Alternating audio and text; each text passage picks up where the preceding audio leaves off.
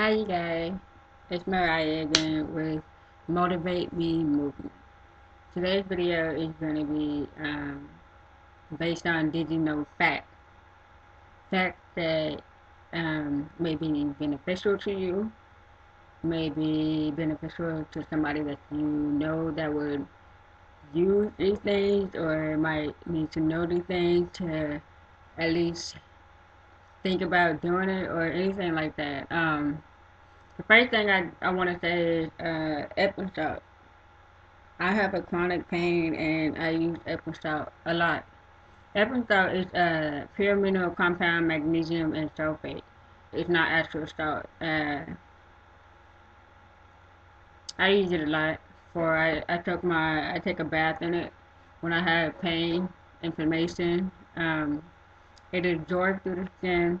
It reduces inflammation. It helps muscles and nerve function. It prevents artery hurting and blood clot.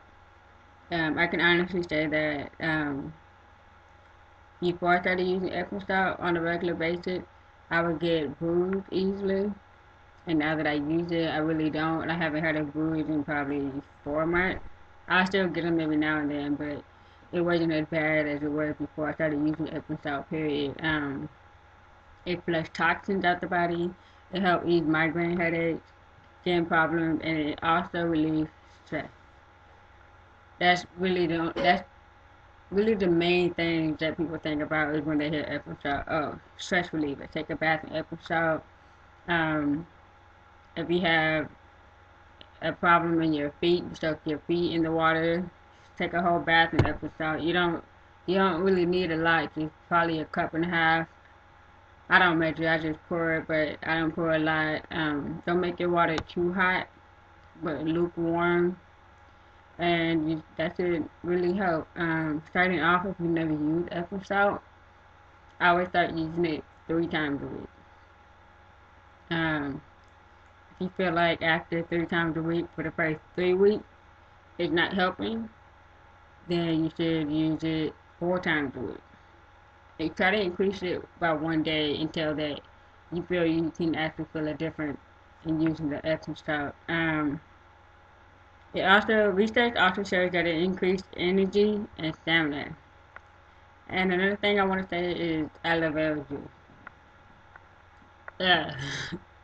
um, when I first started taking aloe vera juice, the lady who had lupus, who taught me about it, that made me want to go home and research what lupus was before I got diagnosed. When I got diagnosed, and she told me that they're gonna put me on these steroids and that aloe vera juice will help the itching and all the other bad side effects that came with it. It was nasty. Aloe vera juice is disgusting. My mom and I mixed it with orange juice, water. Uh, I think we put it in soda one time. It's a horrible taste. Um, I can't say it did help for about a day or two, but I didn't keep up with it because I just couldn't tolerate the taste. I found another alternative besides using aloe vera juice. It also it helps with seasonal allergy, rheumatoid arthritis, and any other kind of inflammatory immune disorder. Another thing I want to say is diet. Everybody's system is different. Um, I know when you get diagnosed, one of the first things you ask your doctor is, okay, what I have to stop eating, or what I have to start eating. Both questions occur.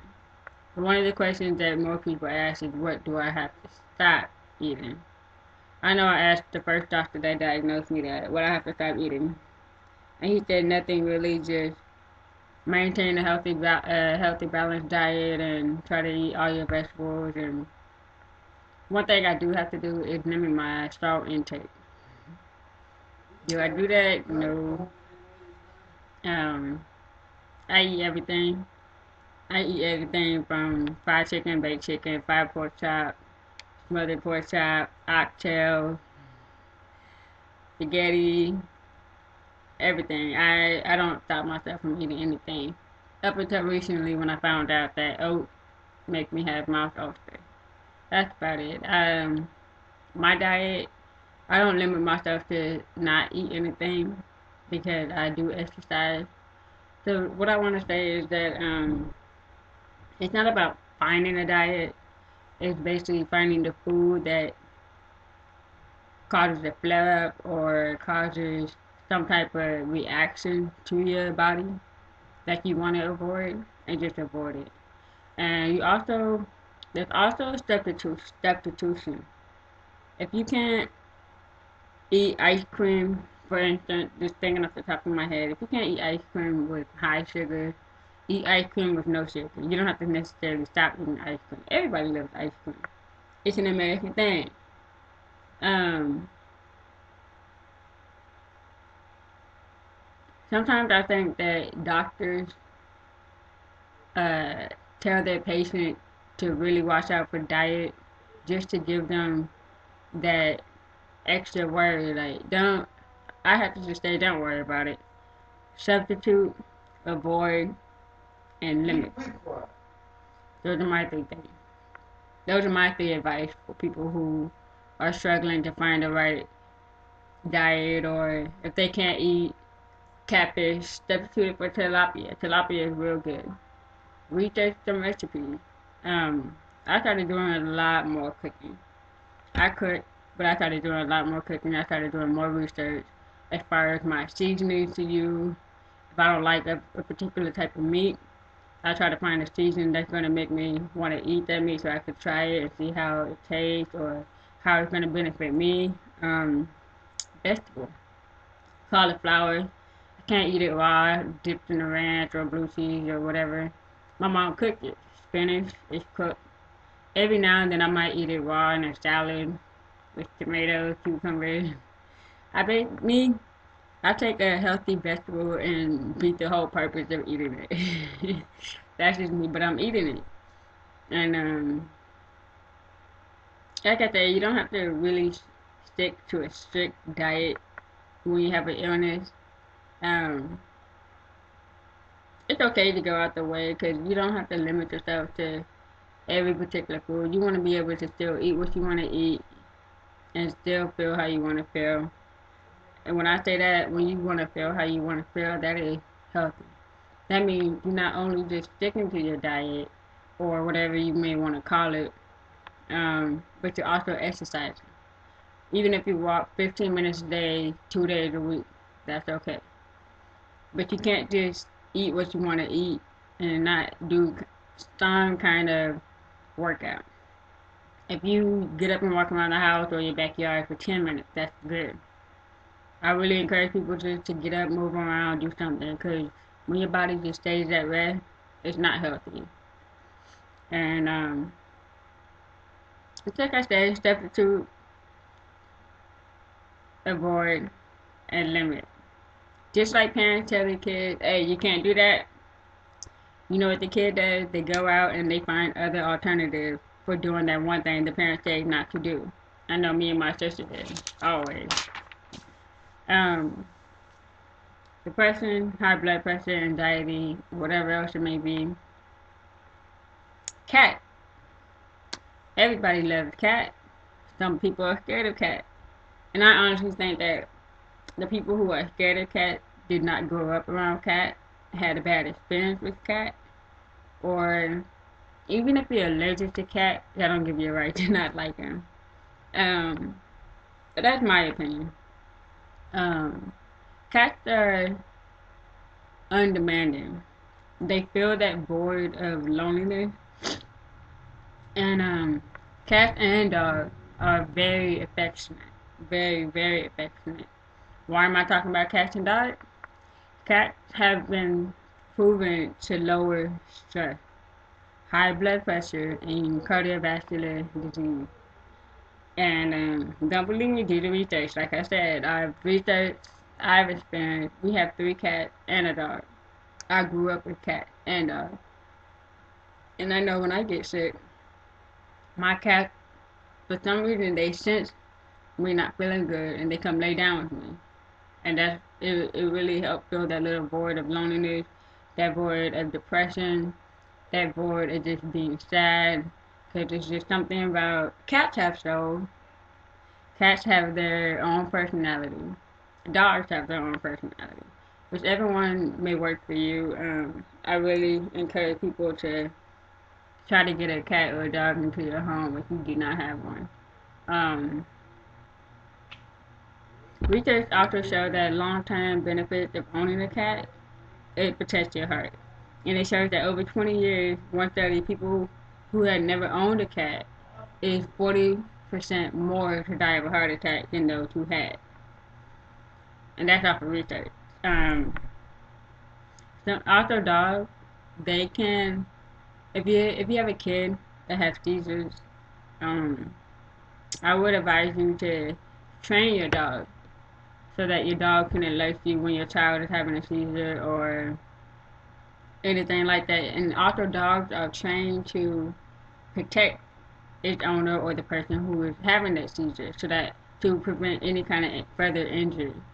Um, Also, dogs can alert the owner when the sugar level drops with people with diabetes. Um, when the dog alerts the owner, it gives the owner time to grab a snack before anything happens. Also, owning a pet, if you have a kid or you have ADHD, it helps them learn responsibility. It gives them that self-esteem.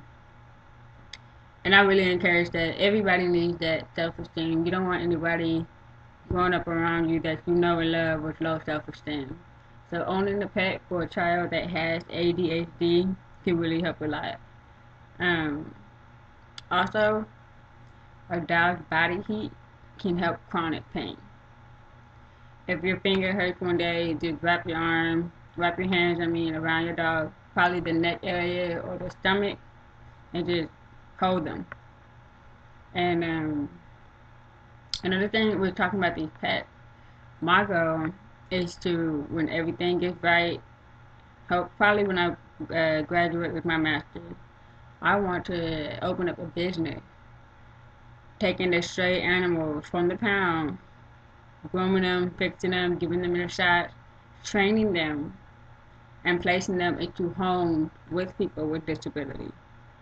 And that also, with that being said, that's also going to give kids and young adults the opportunity to um, work. Because I'm going to need somebody to go out to that client's home, feed the dog, give the dog a bath, take it to the vet, and just things like that. And of course, I will have professional training working, well, not necessarily training, but working along with that child with that disability so that everything is okay. Um, that's just one thing I really want to do is just give people that have a disability another chance to be able to work. No discrimination in my company. It will be integrity. I feel like a lot of jobs have lost that integrity for people who have some type of illness or some type of minor injury or anything like that, and they just quick to let that person go. Um, I feel like every company should undergo a survey to see how many people they have fired within the last 5 years due to absence, due to health, calling in due to health, people who had to take 2 or 3 weeks off due to doctor's orders came back and got fired. And I think I'm going to do that because I want to know for myself. But that's today's video. Thank you.